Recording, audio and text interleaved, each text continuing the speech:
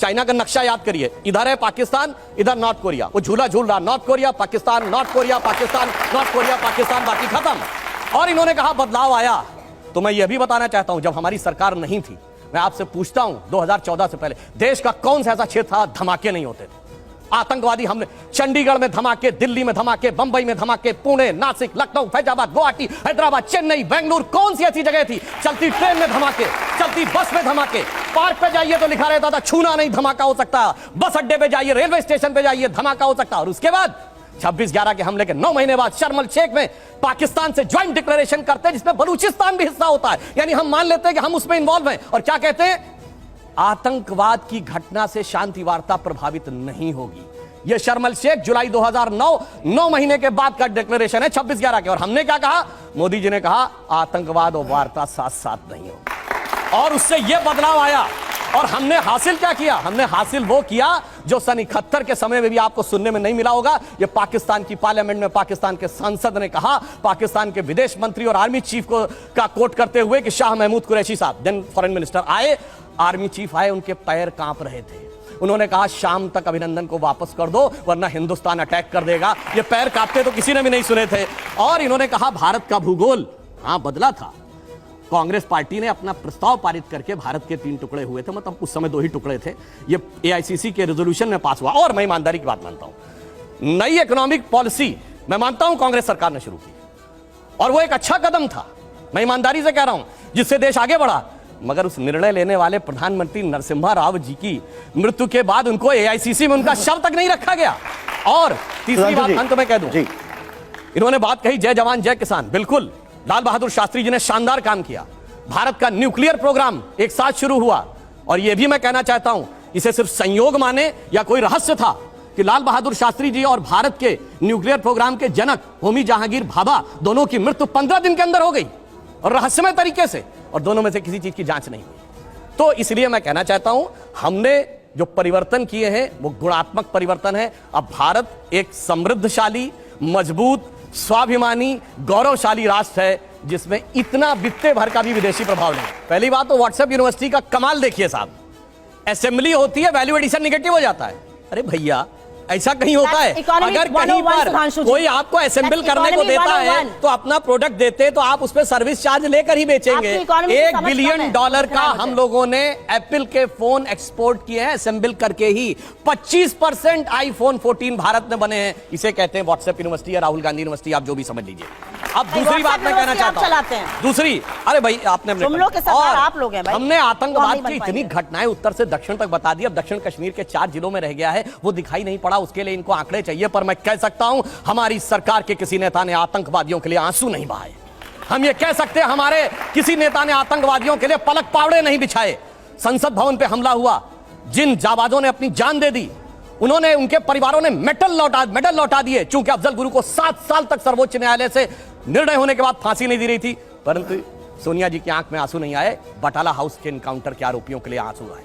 हमने किसी जाकिर नायक को शांति का मसीहा कहने वाले, इशरत जहां को बेटी कहने वाले, अफजल को हालात का मारा कहने वाले, हाफिज को साहब कहने वाले, ओसामा को जी कहने वाले, बुरहान वानी को भटका नौजवान कहने वाले आतंकवाद पे भाषण दे रहे हैं।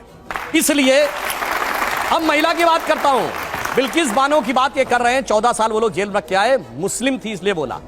इसी पश्चिमी उत्तर प्रदेश में एक मुस्लिम महिला थी इमराना, जिसके साथ उसके ससुर ने बलात्कार किया और मौलवी ने फतवा दे दिया कि अब आज से वो अपने ससुर की पत्नी और पति की मां हो गई। और जलवाए जलाल से वो मौलवी साहब विद्यमान थे, चू नहीं बोला। ये इनका महिलाओं के प्रति सम्मान था। हमारे यहां किसी ने नैना साहनी को तंदूर में जलाया, छोड़िए वो सब आरोप प्रत्यारोप। मैं तो 100 बात की बात कहना चाहता हूं, वो कहां गए उन लोगों का सम्मान करते थे जिन्होंने कश्मीर वैली में लिखा, छोड़ के चले जाओ हिंदुओं से और अपनी बेटियों को छोड़ जाओ। वो गिरजा टिक्कू जिसके साथ सामूहिक बलात्कार के बाद आरे से काट दी गई और चू नहीं निकला किसी के मुंह से।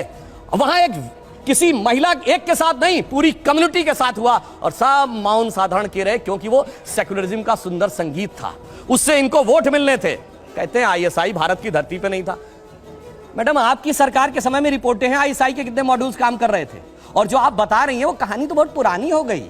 उसके बाद तो जो ठुकाई हुई कहां, उरी में, जो कुछ हुआ बालाकोट में, उसके बाद Imran Khan as prime minister of Pakistan बोले पाकिस्तान की नेशनल असेंबली में, जो हिंदुस्तान ने किया है बालाकोट में उससे ज्यादा कुछ खौफनाक ये लोग करना चाह रहे हैं।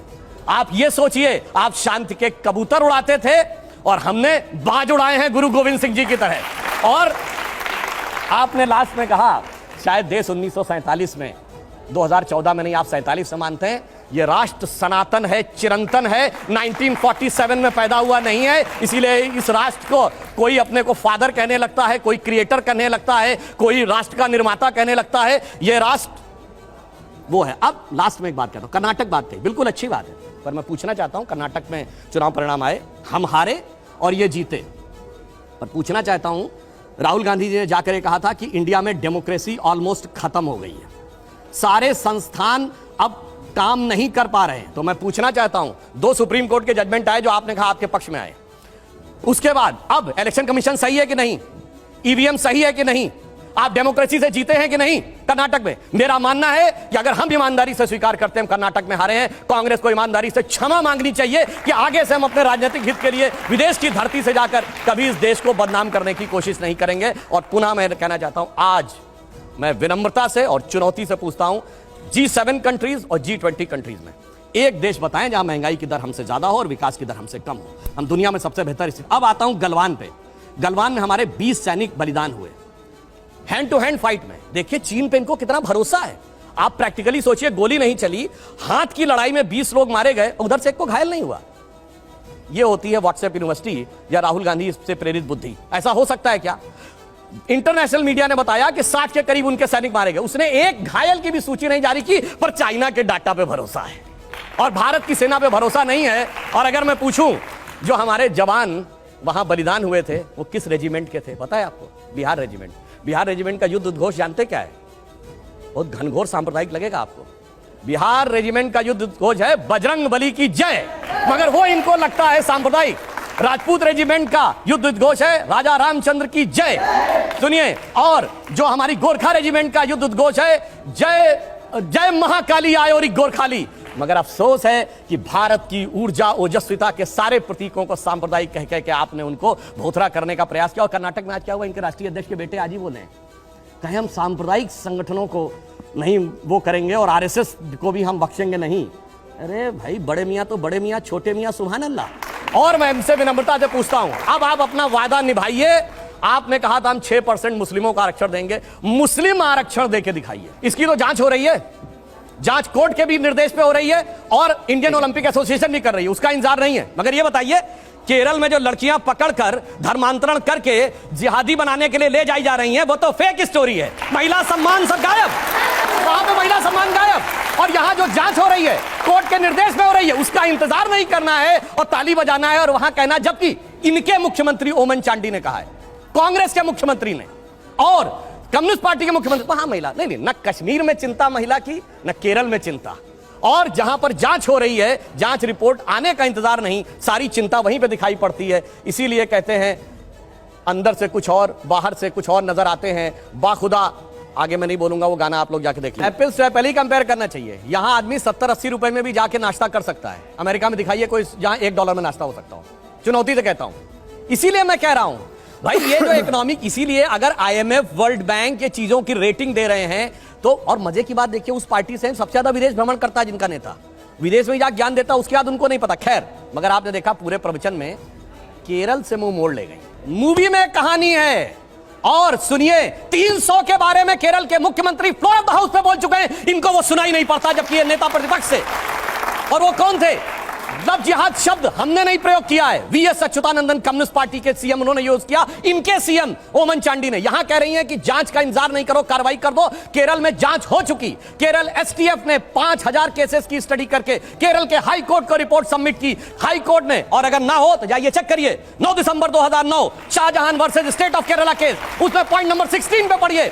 कोर्ट क्या कहता है कि ऐसा लगता है कि एक स्ट्रक्चर्ड तरीका है जिसे कुछ लोग रोमियो जिहाद और लव जिहाद कह रहे हैं, ताकि मुस्लिम लड़कों की तरफ से। और ये केरल की आपकी सरकार की जांच की रिपोर्ट है कि सिमी ने 1995 में योजना बनाई थी और जिसके चलते हुए मिडिल और अपर मिडिल क्लास की हिंदू और क्रिश्चियन गर्ल्स को टारगेट, मतलब अपने नेता को भी झूठा साबित कर दो, दूसरे को भी झूठा साबित कर दो, उसके बाद कह दो ये व्हाट्सएप यूनिवर्सिटी है और फलाना ढिमाका, ये सारी बातें। और दूसरा इन्होंने राष्ट्रपिता पे कहा, तो हम तो सिर्फ ये कहना चाहते हैं, हम तो इस देश को भारत माता मानते हैं। अब जो माता का पिता अपने को मानता हो वो इस बात के ऊपर विचार कर ले, बस यही अंतर है। और इनके मुंह से एक और बात निकली कि 200 साल की गुलामी, 200 साल की गुलामी, यही तो अंतर है। अरे गुलामी 200 की नहीं 800 साल की थी। अगर 200 साल की गुलामी थी, छत्रपति शिवाजी महाराज जिससे लड़ रहे थे वो संघर्ष नहीं था, महाराणा प्रताप लड़ रहे थे वो संघर्ष नहीं था, गुरु गोविंद सिंह लड़ रहे थे, यही अंतर है। इसीलिए मैंने जहां पहली बात कही थी, पहली बार एक ऐसी सत्ता आई है जिस पे विदेशी प्रभाव नहीं है। यह विदेशी प्रभाव है कि 200 साल की गुलामी में ही चलते रहते हैं। अब इन्होंने कहा राज्य हारे, हम हारे, मगर जानते क्या अंतर है? कर्नाटका में हमारा आज भी वोट शेयर 36% है। जो हमारा, हम चुनाव हारे हैं मगर हमारा vote percentage all time high है 75 साल का। और हम हिमाचल हारे हैं जहां हम 37,000 वोट कम है पूरी हिमाचल स्टेट में, जितने में यहां एक कॉन्स्टिट्यूंसी है। मगर आप जहां हारे हैं गुजरात में 32 ऐसी थी, 32 ऐसी कॉन्स्टिट्यूंसी थी जो 47 से आज तक नहीं हारे थे, वोट परसेंटेज आधा रह गया।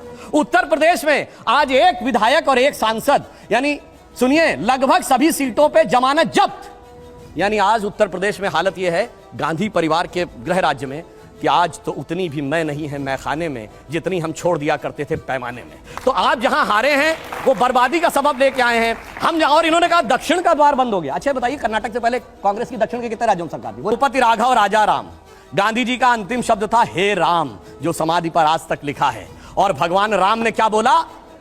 जननी जन्मभूमिश्च स्वर्गादपि गरीयसी। यदि वो इस देश को अपनी माता मानते हैं तो आप कैसे कह रहे हैं कि उनसे, राम से ऊपर उनका कोई पिता हो गया? अब दूसरी बात मैं कहता हूं, और आपने तो 2007 में कोर्ट में हलफनामा दिया कि भगवान राम काल्पनिक थे, गांधी की आत्मा की हत्या की आपने। शरीर का हत्यारा मैं कहने को तैयार हूं कि उसको मुर्दाबाद कहिए, आप कहिए आत्मा का हत्यारा गांधी परिवार मुर्दाबाद, बोलिए, मैं बोलने को तैयार हूं। जिसने गांधी की आत्मा राम को कह दिया कि वो थे ही नहीं, यानी महात्मा गांधी की समाज पे लिखा हे राम गलत है, झूठ है, बोलिए। एक कांग्रेस कब बनी थी? 1885। संस्थापक कौन था? एलन ऑक्टेवियम ह्यूम, ब्रिटिश सरकार का सेक्रेटरी। पहले अध्यक्ष कौन थे? विमेश चंद बनर्जी, जाके इंग्लैंड में बस गए। 1885 से लेकर 1910 तक एक नहीं अनेक ब्रिटिश सरकार के सेक्रेटरी कांग्रेस के अध्यक्ष रहे। कौन? William वैडनबर्न, George Yule,